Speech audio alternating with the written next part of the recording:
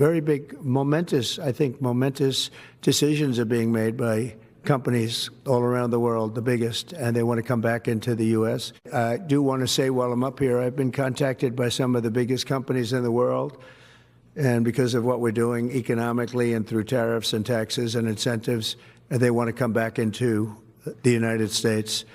And we'll be announcing various very large companies, the biggest actually, and they'll be coming back, having to do with chips and having to do also with cars and lots of other things. We're going to be announcing some very, very big, momentous, I think momentous decisions are being made by companies all around the world, the biggest, and they want to come back into the U.S.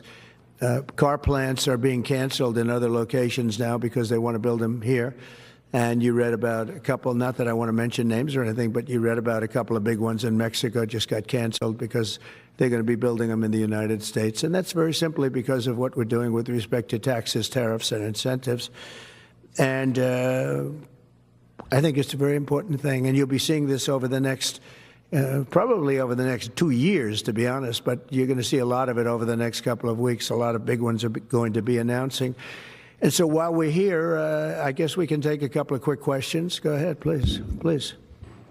Mr. President, have you decided specifically what the auto tariff rate should be? Yeah, I probably will tell you that on April 2nd, but it'll be in the neighborhood of 25%.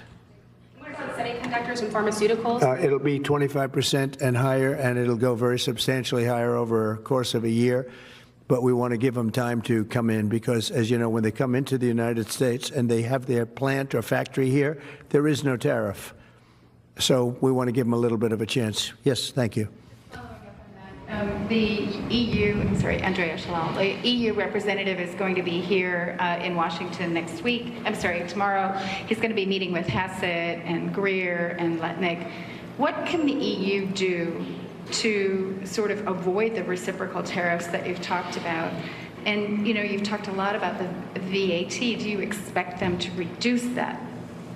Well, they did already, as I understand it, reduce their car tariff all the way down to what we have. And a lot of that will take place, and I think some won't do it and some will do it. But the EU had a 10% tax on cars, and now they have a 2.5% tax, which is the exact same as us. So already we've saved a tremendous amount. That would be great. If everybody would do that, then we'd all be on the same playing field. Because essentially what we're doing with the tariffs is, you know, they charge us, we charge them, same amount. And it's called reciprocal, actually. And whatever they charge us, we're charging them. And so the EU is, you know, I appreciate that they did this, but, you know, the EU has been very unfair to us. We have a deficit of $350 billion. They don't take our cars. They don't take our farm products. They don't take almost anything. They take very little. And we're going to have to straighten that out. And we will. I have no doubt about it.